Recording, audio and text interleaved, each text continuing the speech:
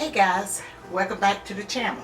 Guys, I'm only going to be before you just a few minutes. It's because, I got my garden chronicles. And I've been showing you food from the backyard. That's what I'm going to name my garden chronicles. Because we have gotten a lot of food from the backyard. And I have just been so pleased and so thankful to the Lord that He has allowed us. And guess what, guys? We still got some more out there. If we catch it before before the cold, before the temperature goes over in the 20s, we gonna get it out, and I'm gonna clean it up like my turnips and cabbage and stuff, and put it in the freezer. I have some collards that I had showed y'all in the greenhouse that I want to try those. That's the first time I have tried some heirloom seeds, and so they have gotten, the leaves are so big, but I'm just really monitoring the growth of how big these leaves get, and I'm going with the days also, how many days before harvest, as to what and normally I know how long it is once you plant collards and stuff like that. It takes approximately 2.5 months and stuff before they're ready for harvest. So I'm just kind of monitoring them and stuff, and I want to see how big they get. And if I mess around and lose them, I'm not worried about that, because I wanted to get a good idea as to how they grow. Because guys, in the future, a few years, when I get through chronicalizing this stuff that I'm planning out there now, I am going to share it with you guys. But it's going to take me a minute to see what I'm using and how I'm using it, 2 or 3 years before I know if it would be a good recommendation. And you know me, guys, I'm old-fashioned or old landmark, whichever way you want to call it. I want to share how you can grow in a simple way and produce great vegetables and tomatoes. In the future, I want to do some fruit trees. I always have wanted to do some fruit trees, but I didn't know anything about them, and they really didn't even sell them down here in this area. But I has been looking at a few YouTubers that's in some southern states, and they are growing fruits. Oh, they are so wonderful. I said, oh, I got that. Even if I can see one of the guys, I think he might sell fruit trees. I'm not sure. But I'm doing a lot of research on getting me like an orange tree and a quamcot. I think that's the name of it. Brittany know, because she's down there in Florida, and she always be getting a lot of trees. Matter of fact, she the one brought me that lemon tree, and I'm still working on that to see how it's gonna grow and do. Well, guys, but let me tell you what I have here for you. These are some fried eggplants. I have a fried eggplant video up, but that's the reason I haven't put another one up. And these are the Black Beauty kind. But the ones, the eggplants that I have up, I had gotten them from the grocery store, which they was delicious and stuff. And I used the same method as frying these. And I hadn't shared one before now with you, because I have gotten some of the Black Beauties out from out there and had in a couple of dinners, made a couple of dishes like eggplant parmesan and something else I made. I can't even think of it. Or maybe I just fried it like this because I love it like this. I love eggplants. And then I have the Japanese eggplant. It still have a few out there. I know I've shared that in a weekly meal with you guys, but I'm going to I'll probably get them off. You would think everything would be dead by now. Now they are foliage, the green, the plant itself is dead, because I was getting ready to pull it up, and this one was down at the bottom over in my grow bed, and I had missed that. And there's 1,000 wonders that it didn't die, but because I really didn't see it. Britain, I was out there when that was, we was out there, and I got this eggplant. See, Monday, was it? No, I think it was Saturday or Sunday.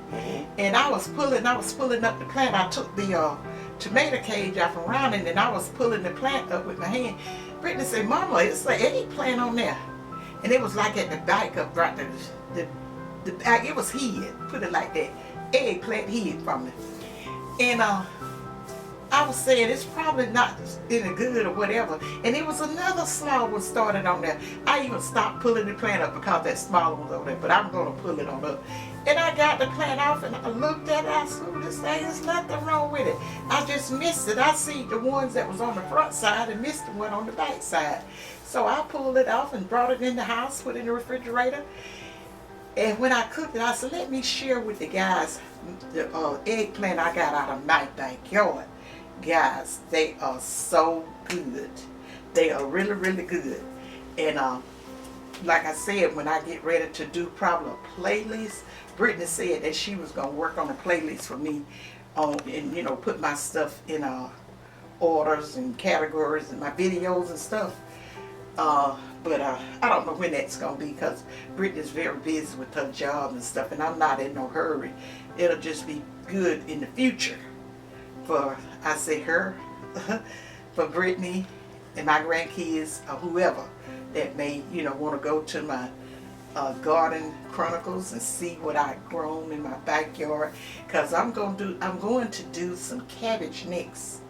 The cabbage the leaves have gotten real big and they're just doing real good, but I am going to test them first before, and I'll see if this is a plant that I would want to use, because when I do start sharing how I grow and what I grow with you guys, I want to make sure it's of high quality and that I recommend. Now I have planted cabbage before cabbage before in the past, and they really didn't do well. And but these are doing very good. And I was thinking with the other ones, we had put it out in Gary's garden, and I had told him I didn't think that was a good spot for him. And I told him how my daddy used to put some just up, you know, on the side of the house, and it would do real good. You know, then no bugs get to it or whatever. But Gary them don't pay that any attention. See, I was a nosy child, always around my dad, and my mama was really my playmate. I was a child in the middle. My two brothers, they was gonna play by themselves, and the knee baby and the baby, they you know, they were doing their little thing by themselves and wasn't fooling with me. So mostly I played by myself. And now that I have gotten older and understand things better, and my mom and daddy, they knew that, because my sister that I'm next to, she was older and she only thought about girl stuff, pretty stuff, you know, reading the books, magazines and all that kind of stuff, and trying to get my mom and dad to let her wear nail polish and want her hair cut in a little flip. She had long, beautiful hair, and she wanted it cut, and my dad always said no. But then he let her went to New York with my grandmama to go to some school or another. She was just supposed to be going like over a summer program, but she stayed over to the fall. The program lasted a little longer, and so she started a school year up there. But you know, she, you know, had to come back home after that. But while she was up there, my grandmother let her got a haircut. And it was basically a trim. It put it at her shoulders so she could wear the band and the bang and the flip. And she sent my daddy a picture of her hair with it cut. And my daddy was, when they had the letter, and he was looking at it. Because we all used to gather around when they used to be getting letters from up north, guys. It wasn't much TV and telephone and stuff like we have nowadays. But let me tell you, there was some wholesome good times. I know there was some good times, because I done lived in these times. Oh my God, don't you ever think those times when what y'all consider the newer generation think that, oh, we didn't have nothing. And I be want to say, young people, a lot of this stuff that has corrupt you guys nowadays, it wasn't even invented in our days. So we wasn't missing. You can't miss what you ain't never had and never seen. I mean, you know, they don't even think about that. They're always telling us the older days and how we ate and all that. I was saying, my generation, and somehow I feel that we might have been the generation that started dropping the ball. And and a lot of this modern stuff started being introduced, and we was buying it for our kids. Like my oldest son was born in the 70s, and around about the 80s and 90s and stuff like that, all of this stuff was on television and stuff, and definitely on television about when I was raising my baby girl, because she was born in the 2000s. So, you know, they were watching, we were buying it, didn't think too much about it. We were born in 90. Oh, yeah, that's right. Are you sure? Positive. Brittany gonna kill me. Yeah, Brittany was born. Now that girl, I just still think she's my baby, so I just don't want her to grow up. But she gotta grow up, and she let me know, my mama, you know, I know I had you. And anyway, but they have stuff that we didn't have, and so that make them think that they're knowledgeable. But see, the older person used to tell us, I don't care what you done experience, but what you think you know, but until you get some experience behind that knowing and stuff, and done actually had to walk in some of our shoes, just kind of refrain from trying to tell us what, you know, we didn't know and don't know and all that kind of stuff. I don't know how they got it. I mean, we respected our elders then, and they would tell us stuff that later in life you learned it was not exactly true, but it was just something to keep us kind of, you know, in control. And like fearing God, because I was taught that you can't, you know, God sees all and knows all, that you cannot hide anything from God. And my mama, which we call Muddy, and I got a story one day I'm going to tell you about my Muddy. I thought that she could see through walls. I even went and looked through the wall. There was a little crack in that wall where she could see, because I had cut a big old chunk out of my hair. Had very thick hair. And I made up a elaborate story, because they used to tell us if you throw your hair out the door, the birds get it, and they'll go make a nest out of it, and it'll make your hair fall out. And so I told her that's what had happened to my hair. Not that I had went into that shift row that I wasn't supposed to go in and got the scissors and cut my hair and then put them back and just try to clean up all the evidence and stuff and all of that. And when I went in there and told her, I said, Mother, I was trying to comb my hair so it wouldn't be so hard on you and Sia, because Sia said, Mother, her hair is too thick. She never really wanted to comb my hair out. That was my sister that was, she was older than me.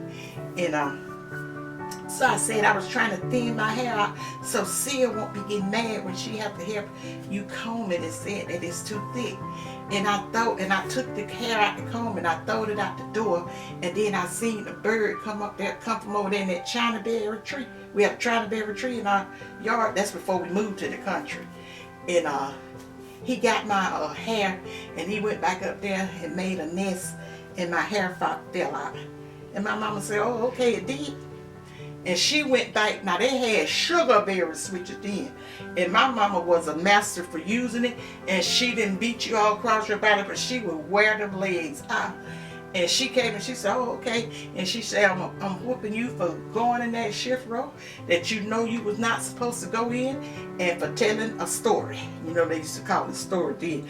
You told a story. And I was trying to wonder, I couldn't say, you know, because we was always taught, you know, not to be telling stories and stuff, like God wasn't pleased with that, all that kind of stuff. And I was like, how does she know? And I couldn't be mad because I knew it was the truth. And I was only about 7 going on 8 years old. And she got me good. So I thought my mama could see through walls. Because I went in the kitchen. She was in the kitchen when I did it. And I was trying to find a spot. Because she said, what are you doing? I said, just looking. I was trying to find a spot to see how did she see in that room when I cut my hair. When I thought I was hiding. Okay, guys. I'm just doing this little small video because I haven't did one in a while, but I'll be talking to you guys more in the future. But I just wanted to share my eggplant with you guys, and let me know in a comment, do you guys like eggplants? And remember, guys, don't forget to thumbs up my video, and have a good day. Have a great day. Enjoy talking with you guys. See you in my next video.